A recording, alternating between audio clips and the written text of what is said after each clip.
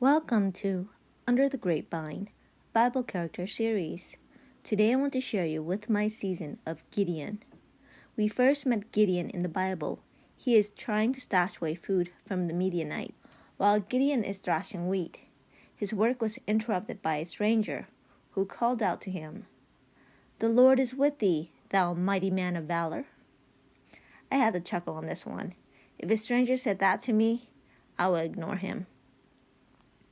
But Gideon is not me. He is polite and humble. He responded with grace and said to the stranger, "O my Lord, if the Lord be with us, why then is all this befallen us? And where be all his miracles which our fathers told us, saying, Did not the Lord bring us out from Egypt? But now the Lord hath forsaken us, and delivered us into the hands of the Medianites." The stranger didn't address Gideon's question about God, but commanded Gideon, saying, "Go in this thy might, and thou shalt save Israel from the hands of the Medianites. Have I not sent thee?" Long story short, this is where you know Gideon is brave. Gideon has no clue he is talking to an angel at this point. To Gideon, it appears a stranger has invited him to join a rebellion against the Medianites. The conversation between Gideon and the stranger was less than 5 minutes, and you can safely conclude Gideon agreed to join the fight, as he was so excited to make food for his honored guests. I thought to myself, why would Gideon agree to join a rebellion so easily? It was a lone stranger that recruited him. The stranger did not come with an entourage. His conversation between Gideon was very brief, and there's nothing persuasive in his speech. On the surface, it appears like a random stranger is starting to gather recruits against the Medianites, and he has chosen Gideon to fight alongside him. Gideon is aware that the Medianite marauders have a strong alliance with neighboring nations. In summarizing Judges chapter 6, verses 4 through 5, the Bible describes the Medianite as a large multitude without numbers, like a plague of grasshopper devouring the land, with camels and donkeys that accompany them. I highly doubt Gideon was moved by being called thy mighty man of valor. I see no reason for Gideon to join the rebellion, unless he had already had in his heart the desire to destroy the Medianites.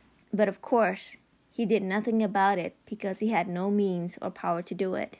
God saw Gideon have an interest in him and an interest in destroying the Medianites, and thus sent an angel to appear before Gideon. Isn't God wonderful? We can hope to encounter God when our will and our desire align with God. Unfortunately for Gideon, things took a slight downturn bravery-wise. When Gideon realized that the stranger was not human, but an angel of the Lord, his heart melted. The bravery and excitement he had about fighting alongside another like-minded individual was gone. Gideon resorted to testing God until he was able to build trust and confidence in Yahweh. Which, by the way, I don't see anything wrong with Gideon's action. God himself states many times in the Bible, test him, and he does this in various manners and situations. Two which comes to mind is Malachi chapter 3 verse 10 and Isaiah chapter 7 verse 10 through 16. I'm not going to read the verses. If you do decide to look it up, it is important to note God rebukes Ahab for refusing to test him. And on a side note, for brevity's sake, with regards to Malachi 3:10, God defined tithes and sacrifices synonymous with praise, worship, obedience, contrite heart, helping the widows and the poor. So don't let false pastor force you in giving monetary tithes when they abuse Malachi chapter 3 verse 10 out of context. The purpose of tithe is to help the less fortunate and not make yourself wealthy or healthy. Don't limit God and don't be greedy. Your salvation is your greatest gift, also with physical realm blessing. The thing you desire most is usually given last. This is hinted all over the Bible. Think Abraham and 25 years of waiting for a son. It's God's way to test if you really love him or just his gift, and see him as a genie in the bottle. So you can guess what I advocate as giving tithe to God. Spending time with God and reading the Bible. It is easy to give money, but it's really hard to give time, at least for me. Does God really want your money?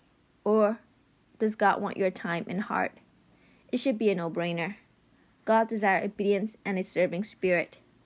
So back to Gideon. Where was I? Oh yes. You would think that an angel of God appearing in front of you and commissioning you to fight the Medianites would be a reason to be brave, right? Come on. Abraham heard God and believed. Gideon saw God. Shouldn't he believe and be more zealous? This is where Gideon and I are in the same boat. I get Gideon. It is easy to see another human being made of flesh, taking the same risk, and even dying together in a failed attempt with you. At least for me, there is some kind of satisfaction struggling together with a friend who has the same passion as you, even unto death. You can't see that with God. Well, at least not in the Old Testament. The risk of fighting alongside a person versus a God isn't the same. Also, Gideon personally didn't know this God. He only heard stories about Yahweh. Those who served Yahweh really need a lot of faith and works to please the God of the Old Testament. Gideon not only heard of the wonders that God did for his people, but he also heard of the wrath poured out against his own people for not honoring Yah and being selfish, entitled, and treating God like a genie in the bottle. So heck yeah, I'd be testing God and checking my heart too to make sure God is using me and me, not using God. Well, whatever the source, when Gideon heard the story of Yahweh, he admired Yahweh and cherished the story in his heart. So it's not surprising God chose to use Gideon to fight against the Medianites and help Gideon achieve the desire of his heart, so God can glorify himself in Gideon's life.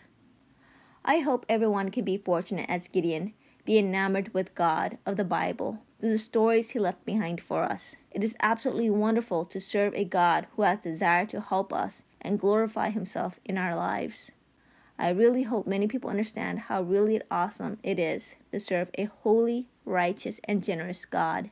Please join me in praying for all the Gideons out there who have a serving spirit to pick up the Bible and start reading it, and to know God is real and ready to magnify himself in our lives, so that we may be a living testimony for him as he helps us fulfill the desire of our hearts. You can put your prayers in the comment section below or share your testimonies. Thank you and have a wonderful day. Okay, goodbye and take care.